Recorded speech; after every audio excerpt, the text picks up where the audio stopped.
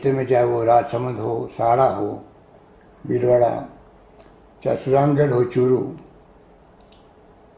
और हम चाहेंगे कि जो कोविड के कारण से, कोरोना के कारण से जो तकलीफ हो रही है प्रदेशवासियों को, देशवासियों को, और पूरे विश्व के अंदर फैला हुआ है, आप सबके आशीर्वाद से 13 महीने हो गए उसको लगातार हम लोग जिस प्रकार से उसमें कार्रवाई कर रहे हैं स्वास्थ्य सेवाओं को लेके, जिस प्रकार से पूरी कोशिश करी कि किस प्रकार लॉकडाउन के अंदर भी लोगों को राहत मिले, गरीबों को सामग्री मिले।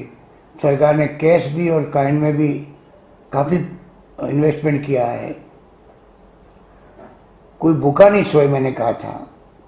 और खुशी है कि तमाम लोगों ने, प्रदेशवासियों सब ने ही, चाहे वो धर्म गुरु थे, चाहे राजनीतिक कार्यकर्ता थे, चाहे एनजीओ वाले थे, चाहे सामाजिक कार्यकर्ता थे, चाहे वो कर्मचारी संगठनों के लोग थे, चाहे मजदूर संगठनों के लोग थे, किसी ने कमी नहीं रखी। आगे बढ़कर के सबने घर घर जाकर के सामग्री का बंटवारा किया, खाना पका के खिलाया।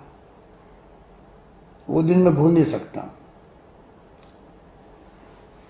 और इस बार फिर ये दूसरी वेव जो आई है बहुत ही खतरनाक वेव है, उससे भी ज़्यादा लोग संक्रमित हो रहे हैं और ज़्यादा मौतें होने लग गई है। तो कल ही हमने कुछ स्टेप उठाए हैं। पर मैं चाहूँगा कि जो चुनाव है इसमें अगर हमें कामयाबी मिलती है आपके आशीर्वाद से, तो जिस प्रकार का माहौल बनाया गया था सरकार को अस्थिर करने का, वो आप सबकी जानकारी के अंदर है।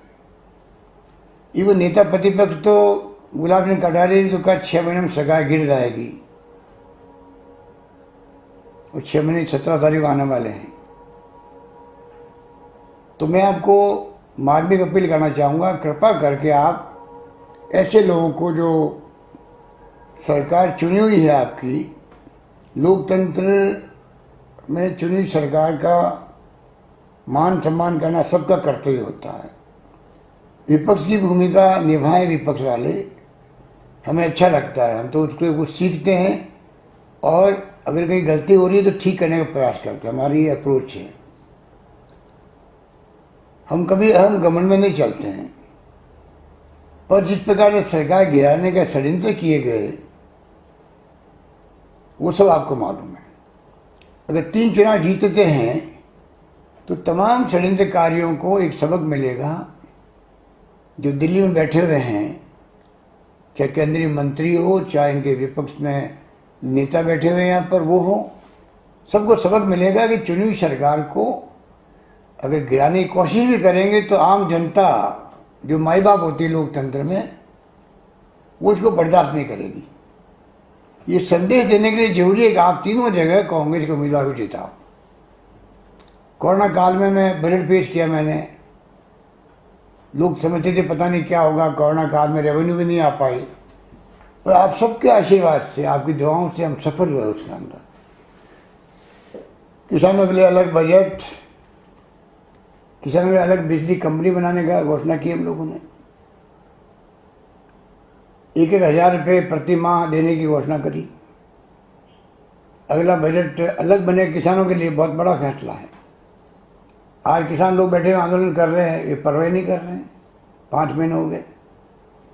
हमने मुख्यमंत्री चिरंजीवी योजना लेके आए हैं, 1 मई से लागू हो जाएगी। 5 लाख तक का बीमा पूरे प्रदेशवासियों होने जा रहा है, फ्री के अंदर। और जो पैसे वाले हैं वो भी सिर्फ 850 रुपये दे के जुड़ सकते हैं उससे।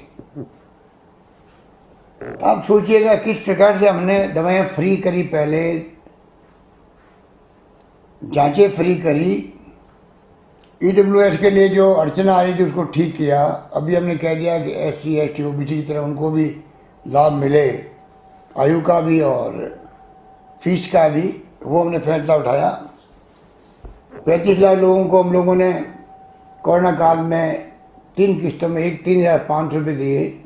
अभी एक किस्त मैंने 1,000 की और दी है, क्योंकि मुझे मालूम है कि अभी कोरोना चल रहा है और अभी तो एक प्रकार से नई लहर भी आ गई। वो वादा मैंने बजट में किया था, वो निभाया हमने। 1,000 रुपये तो उनके अकाउंट में आ गए हैं, 1,000 2-4 महीने बाद फिर आ जाएंगे। तो मैं आपको ये कहना चाहूँगा कि हमने कोई कसर नहीं छोड़ी है। हर क्षेत्र में, पानी में, बिजली में, शिक्षा में, स्वास्थ्य सेवाओं में, सड़कों के निर्माण में खाली घोषणा नहीं करी है। हमने जो जो विभागों की घोषणा करी है, कॉलेज खोल दिए, इवन 500 लड़के जब पढ़ेगी स्कूल में, उस स्कूल को कॉलेज बना देंगे, इतना बड़ा फैसला हमने किया है। ये तमाम आप लोगों की जो शक्ति मेरे साथ में है, आपका विश्वास मेरे साथ में है। सरकार जब जिस प्रकार से अस्थिर करने का प्रयास हुआ, तब भी पूरे प्रदेश की जनता मेरे साथ थी, तभी हम लोग 100 से अधिक विधायक एकजुट रह पाए थे। विधायकों को, कार्यकर्ताओं ने कहा, चाहे आपको 2 महीने लग जाए, परवाह मत करो, आप बैठे रहे होटल के अंदर, सरकार जाने नहीं चाहिए। ये तमाम आपकी जो सोच थी प्रदेशवासियों की, उसके कारण संभव हुआ। तो मुझे पूरा यकीन है कि आप तीनों सीटों को कांग्रेस को जिताएंगे। राज्यसभा से तनसुख बोहरा, साड़ा भीलवाड़ा से गायत्री त्रिवेदी जी और सुजानगढ़ से मनोज मेघवाल उम्मीदवार हमारे हैं। मैं मार्मिक अपील करना चाहूँगा कि कृपा करके आप तीनों सीटें कांग्रेस की झोली में डालें, कड़ी से कड़ी जोड़ें और मेरे पे छोड़ दीजिए। हम तीनों क्षेत्रों का विशेष ध्यान रखेंगे। यही बात कहता मैं अपनी बात समाप्त करता हूँ। धन्यवाद। मुख्यमंत्री अशोक गहलोत वीडियो संदेश के जरिए मार्मिक अपील कर रहे थे कि कोरोना के काल में जिस तरीके से राजस्थान सरकार ने काम किया, अब इन 3 बाई इलेक्शन के अंदर कांग्रेस के प्रत्याशी को विजयी बनाएं, ताकि जो भी सरकार को गिराने का षड्यंत्र रच रही थी, उनको ये समझ में आए कि जनता कांग्रेस के साथ है।